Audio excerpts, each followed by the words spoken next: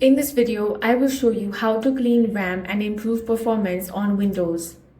First, you want to check how much cached memory is currently being used. Open Windows search bar and search for Task Manager. Open it, then select Performance and click on Memory. Here, you can see your current cached memory usage. Next, open a web browser and search for RAM map. Open the official Microsoft website and download the RAM map tool.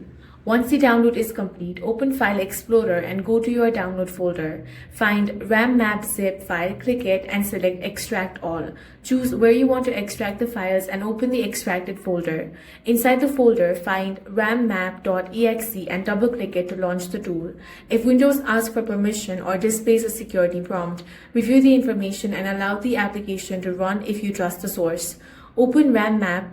Give it a few moments to load, then click the Empty menu at the top and select Empty Standby List. This will clear the standby memory cache. You can return to Task Manager and check the memory section again to see if there is any change in cache memory usage. That's what this video is. Make sure to like, helpful and subscribe for more videos like this. That's what this video